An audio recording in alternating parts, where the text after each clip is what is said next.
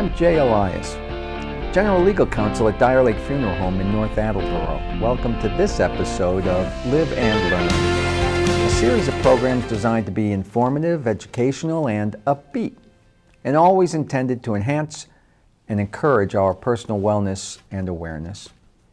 As I was driving to work one day, I came to an intersection. Another car got to the intersection at about the same time, so I gestured to the other driver to go ahead first. Go ahead. Instead of a typical quick wave of the hand, although that seems to be happening less often by the day, they gave me a thumbs up, which I took to mean thank you. And that got me thinking about how we often use our hands to speak, and how we've come to understand certain gestures to mean certain things. Some good, some not so good. Most of us interpret a thumbs up as a positive thing. So let's start with the thumbs up for this program. For many people, the idea that a thumbs up or a thumbs down would save or cost a gladiator's life in ancient Rome, something popularized by Hollywood, it isn't quite right. The fact is, a thumbs up or thumbs down gesture would not have been used to communicate that, in part because although the Romans used a wide visual vocabulary in which the meanings of certain movements were different from their modern implications, the thumbs up wasn't one of them. So unlike in the movie Gladiator, for example, the crowd didn't decide the fate of a sparring gladiator. Instead, it was a referee in the arena who would gesture to communicate a decision about whether the fighter should be spared or put to death. The gesture was more like a thumb pressed into the palm of the hand. Historians suggest that a thumbs up was something of a kill signal, actually, something referred to as a hostile thumb, not an okay or spare a life gesture or thank you. It's not entirely clear when we first began using the thumbs up gesture to mean okay or all is well, but many speculate it was used for a pilot to communicate with the person starting a propeller in early pre-flight checks in the early 1900s. As our usage of a thumbs up as okay has expanded over the years, it's particularly done so with internet giants like YouTube and Facebook, using a small thumbs up for like and a thumbs down for dislike. The two gestures, thousands of years after thumbs were a matter of life and death, or so we thought, may now have acquired a near universal meaning thanks to the internet. You may have often heard the expression as a rule of thumb, meaning an estimation made according to some rough and ready practical rule, not anything that's based on science, precision, or exact measurement. As a rule of thumb, you might say, it takes about 15 to 20 minutes to walk a mile. There are a host of theories about the origin of the expression rule of thumb. Most of them make for an interesting read. One of the most common theories is one in which it's said that the expression comes from an old English law which allowed a man to beat his wife with a stick so long as the stick was no thicker than his thumb. In fact, though, that doesn't seem to be the case. There apparently never was such a law. It appears that early British common law once held that it was legal for a man to chastise his wife in moderation, whatever that meant, but there's no evidence to support the theory that you'll often read about of the rule of thumb. The truth is, the expression has been used in countless ways, whether judging the alignment or distance of an object by holding your thumb to your line of vision, or estimating an inch as being from the thumb joint to the nail, or even to being used to measure the temperature of brews of beer. And speaking of thumbs and fingers, how many times have you crossed your fingers hoping for something good to happen?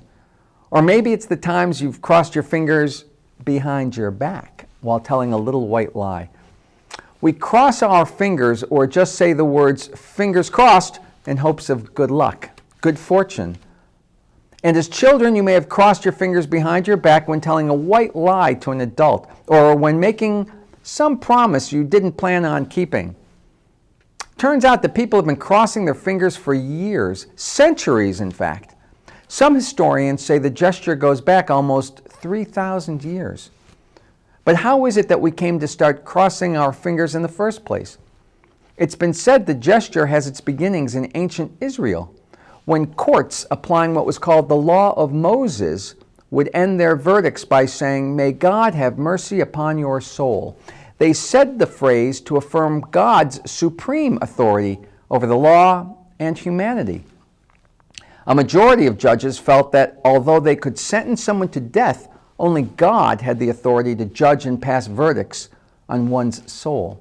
Therefore, some judges would cross their fingers when sentencing someone to death as a form of small prayer over their soul. And it's been said that while the gesture may have first come from that scant number of judges in ancient Mosaic courts, it seems its true history didn't begin for almost 1,000 years later, when it became more commonly used by early Christians who suffered religious persecution for their beliefs by the ancient Romans. They would cross their fingers to invoke protection when faced with evil and would use it as a symbol to recognize each other and assemble to celebrate Mass without being detected. The early version of the gesture didn't look the same as it does today. Instead, two people would form an L with their thumb and index finger and touch their thumbs together while crossing their index fingers. If crossing fingers started as a small prayer to God, how did we start to use it when lying? The exact reason is also a debated topic, but it's often said to have started in the early days of the church, when persecuted Catholics had to lie about their beliefs or else faced death, since Catholicism was outlawed. Because the ninth commandment taught them not to lie, early Christians would make the gesture after lying about their faith as a way to ask for God's forgiveness for their denial. From fingers, thumbs, to hands. Friends do it, strangers do it, and apparently so do chimpanzees. It's not just our deeply embedded in our history and culture that we have begun to use the humble handshake. It may be sort of a part of our DNA, the need for human contact.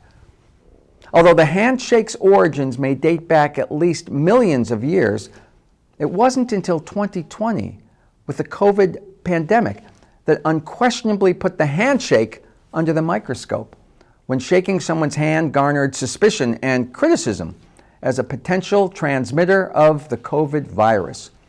Our hands, it seems, are a veritable petri dish of germs, capable of not only efficiently transferring our warm greetings and good intentions, but bacteria and viruses as well. We've learned that by replacing the handshake with a fist bump, we can reduce transmission of bacteria and germs by up to 90%.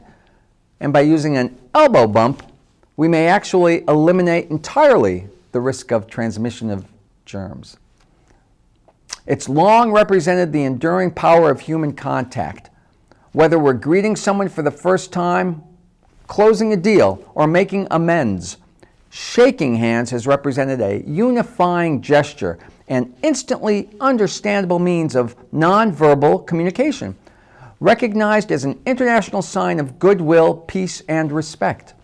It's played a role in everything from first meetings with never-before-contacted tribal nations to political détente. The ancient Egyptians extended the right hand, signifying the phrase to give. It was a symbol of handing over power from a god to a human leader. It's often said to have been a way of conveying peaceful intentions. When hands were clasped, people showed that their word was a sacred bond. By extending their empty right hands, strangers could show that they weren't holding any weapons and that they bore no ill will towards one another. It's been said that an agreement, whether spoken or in writing, can be expressed quickly and clearly in words, but can be only made effective upon a ritual gesture like a handshake. Open, weaponless hands stretched out toward one another, mutually grasping each other in a display of sincerity and goodwill. By the way, the gesture of shaking the hand evolved from a hand grasp to a handshake. In case those good intentions weren't quite so honest, it's often reported that the act of shaking someone's hand, not merely grasping it, was intended to dislodge any knives or daggers, swords that might inadvertently be hidden up a sleeve. And speaking of how our hands can often communicate our intentions, as you undoubtedly know, sign language is the primary means of communication for those with hearing or speech impairments. It's estimated that more than 70 million people around the world use sign languages to communicate. But what many of us may not realize is that there's no one universal sign language. In fact, it's said there are somewhere between 150 and 300 or so different sign languages used around the world, with some of the most frequently used sign languages including American Sign Language, ASL, French Sign Language, Libras, or Brazilian Sign Language, each with their own unique signs. And if you've ever watched a sign language interpreter standing alongside a government official at a press conference, you've undoubtedly noticed how animated they can be. The reason is that although facial expression in the hearing world at times may be seen as rude or inappropriate, most of the side language grammar, such as punctuation, intonation, tenses, transitions, run-on sentences, occur with tilting of the face and head and shoulder shifting when using sign language. It can show dialogue. It seems that facial expressions are an essential part of American Sign Language communication. They enhance the meaning of specific signs. They increase the emotion expressed. And they are part of what's known as non-manual markers that influence the sign's meaning. It can turn the word happy to very happy, and understand could mean, oh, I get it, or I'm starting to understand, through facial expression. They could be the same sign, but the facial expression is completely different, imparting a different meaning on the same words. And here's one. In the 1970s, a chimpanzee named Nim Chimpsky took part in a Columbia University research study called Project NIM, which was led by a psychologist at Columbia who sought to determine if a chimpanzee could learn to communicate using American Sign Language. His name, Nim Chimpsky, was a twist on the name Noam Chomsky. Chomsky was a professor of linguistics at MIT who theorized that language as we know it is unique to humans and humans alone. The goal of the project at Columbia was to see if the animal, Nim, could be conditioned to communicate with humans if he was raised like a human child in a human household. And so to immerse Nim in a world where he would be taught sign language in the same way as a human child, he was brought to live with a family at their home in Manhattan not long after he was born in 1973. Nim joined the family, living among his humans who taught him sign language. And in fact, Nim came to learn about 125 signs. But the question remained, was he really learning language? Or as the research concluded ultimately, was he simply tracking his teacher's signs and imitating them, but not making signs spontaneously? And in the end, the researchers came to believe that Noam Chomsky was right. Nim Chimpsky would never use language the way humans do, that is, to form sentences and express ideas.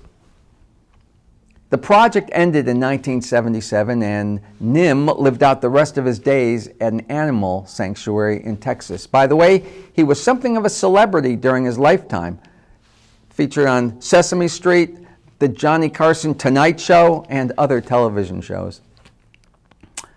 Changing gears a bit and taking a look at not thumbs up, thumbs down, or our hands, let's take a look at some highs and lows. Let's start with some highs. Mountain highs, to be exact. If I asked you to name the tallest mountain on the planet, you'd probably say it's Mount Everest, a huge pyramid-shaped peak in the Himalayan mountains, straddling Nepal and Tibet. You'd be right, provided you qualified your answer by saying it was the tallest mountain above sea level. Scientists debate exactly how tall Mount Everest is because it's apparently grown by about 2 inches since 1954. It stands at approximately 29,031 feet due to the fact the relatively young mountains are still on the rise as the result of ongoing collisions between what are known as the Indian and Eurasian tectonic plates, which form the mountain range. For the record, the highest mountain that's measured by a mountain's height above sea level is Mount Denali in Alaska, rising about 18,000 feet from its base, a greater vertical rise than Everest from its base at 17,000 feet. All right, and to confuse matters just a bit more, Mauna Kea in Hawaii would be the tallest mountain anywhere in the world at more than 33,000 feet above the sea floor. If you're keeping track of all of this, Mount Whitney in Sequoia National Park is the tallest mountain in the lower 48 United States. Okay, just a couple more. The Colorado Rocky Mountains. They're part of the 1,900-mile Rocky Mountain chain that stretches from British Columbia all the way to New Mexico. Their highest peak at 14,000 plus feet is on Mount Elbert. By the way, did you know that Colorado has not one but 2 state songs, one reflecting its Rocky Mountain? And many of us of a certain generation have come to know that song, Rocky Mountain High, which turns out to be one of the 2 official state songs of Colorado. It was written by Henry John Deutschendorf, Jr., better known as John Denver. And the song was apparently highly controversial when it was first released in 1972. In fact, the song Rocky Mountain High was banned by most radio stations, and its lyrics became the subject of considerable debate, since it was widely believed the song included the word high, referencing drug use. As a matter of fact, John Denver was asked to testify before Congress in 1985, when Congress was exploring the possibility of requiring a mandatory rating system in the recording industry, labeling records where excesses of explicit sex or graphic violence occurred and where there were references in lyrics to drugs, alcohol, or the occult. As Denver testified, the notion that his song was about drug and drug usage, in his words, was clearly a case of misinterpretation. Rocky Mountain High was the feeling he experienced from the natural beauty and the majesty of the land. And for the record, John Denver gained national recognition for the first time when his song Leaving on a Jet Plane was recorded by Peter, Paul, and Mary, becoming their first and only #1 hit. Closer to home, on the subject of mountain highs, the highest mountain in Massachusetts, that would be Mount Greylock. It's on the Appalachian National Scenic Trail in the Berkshires. It has the highest natural peak in the Commonwealth of Massachusetts at just shy of 3,500 feet. And in neighboring Little Rhodey, Rhode Island, well, there's not even a mountain. The highest point in the state is Jeremoth Hill in Foster, Rhode Island, standing at a whopping 812 feet tall. To put that one in perspective, the Empire State Building is about 1,250 feet tall, with over 100 floors, and it was for many years the tallest man-made building in the world. But even that is dwarfed by the Burj Khalifa, located in the main business district in downtown Dubai in the United Arab Emirates. It is the tallest building in the world. It reaches a breathtaking 2,716 feet into the sky. It's been called a vertical city. And according to Guinness World Records, it has the tallest elevator in a building anywhere in the world, with the most floors in a building at 163 floors. And of course, it hosts the highest restaurant from ground level, located at just shy of 1,500 feet above ground. As for its name, Burj means tower, and Khalifa honors the leader of a neighboring emirate. From the highest highs to the lowest lows, the Mariana Trench is a gorge or chasm located in the western Pacific Ocean. It spans a length of just about 1,600 miles, and it's home to the Challenger Deep, the deepest known point on the Earth's surface, plunging about 7 miles underwater. That's nearly 3 times deeper than the site where the wreckage of the Titanic lies in the Atlantic Ocean. And during the first expedition to the Challenger Deep in 1960, researchers were astonished to see living creatures where they once imagined it would be impossible for anything to survive because of the darkness, the depth, and the cold. And that changed all preconceptions about ocean life after that time when they learned otherwise. So fast forward to 2019, when a Texas investor and explorer by the name of Victor Vescovo, well, he established the world record for having covered the most vertical distance on Earth. It seems that in 2010, he climbed to the summit of Mount Everest, and in 2019, Vescovo reached the Challenger Deep in the Mariana Trench in a deep-sea submersible. At that time, he offered a depressing glimpse into the state of the Earth's environment when he observed man-made trash, a plastic bag, candy wrappers at the bottom of the Mariana Trench. Up, down, high, low, left, right.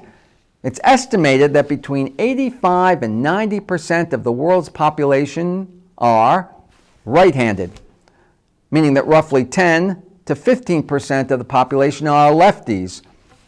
For centuries, it was thought that right-handed people were so much more predominant than those who favored their left hand that lefties must obviously be a little bit more suspect. Actually, quite a bit more suspect. So much so that being a lefty was long linked with witchcraft and the occult and associated as a mark of the devil. Superstitions have always followed the direction of left, such as the left side of the bed being considered the wrong side to get out of, or passing a drink with your left hand being bad luck. Even the Latin word sinistra roughly translates to sinister and originally meant left. On the other hand, so to speak, there have been some well-regarded lefties. Babe Ruth, the Sultan of Swat, Presidents Barack Obama, George H.W. Bush, Bill Clinton, Harry Truman, Gerald Ford, Ronald Reagan, to name some, and other well-known people like Bill Gates, Henry Ford, John D. Rockefeller, Whoopi Goldberg, Julia Roberts, and Brad Pitt, all lefties. But then there was Leonardo da Vinci, one of the most brilliant men in history. He took his left-handedness to an extreme. He wrote from right to left. Historians have plenty of creative theories to explain what's been referred to as Da Vinci's mirror writing, named because one would have to hold up his writing to a mirror to read it. It's been suggested, but never proven, that Da Vinci may have been trying to make it difficult for people to decipher his notes. The other possible reason for his mirror writing was a little bit less clandestine. As any lefty will tell you, writing in ink from left to right creates a messy smear. It's said that left-handedness tends to run in families, but noticeably less so than other inherited traits like height or intelligence. Identical twins who share the same genes can sometimes have different dominant hands. And whether it's Lou Gehrig in baseball, Wayne Gretzky in ice hockey, Martina Navratilova in tennis, or Oscar de la Hoya in boxing, some of the best athletes in history have been lefties. Studies have shown that in comparison to the 10% or so of the people who are left-handed in the general population, lefties actually make up almost a third of Major League Baseball players. It's said that left-handed athletes may have an advantage in those sports that involved aiming something toward an opponent, whether it's a baseball or a tennis ball or a contact sport like boxing. It seems that right-handed players have less familiarity competing against left-handed players because of the smaller percentage of lefties. And that puts the lefties at an advantage. Monica Seles, a former world #1 ranked tennis player, is quoted as saying, "It's strange to play a lefty because everything is opposite, and it takes a while to get used to the switch. By the time I feel comfortable," she said, "the match is usually over and not in her favor." One more lefty, William, His Royal Highness the Prince of Wales. It's been said that it works out very nicely for the British royal family that he's a lefty, since he and Princess Kate can both wave to well-wishers with their dominant hands and without bumping into one another. I'm Jay Elias. Thank you for watching this episode of Live and Learn. I hope you enjoyed it. I look forward to your joining me again for another program designed to enhance and encourage your personal wellness and awareness. Until then, remember, it's never too late to learn. And in closing, I'd like to leave you with the words of Benjamin Franklin. The handshake of the host affects the taste of the roast. It's thought to mean that how we greet and welcome people has a lasting impression on their experience with us, encapsulating our future interactions and even the food we may serve to them as our guests.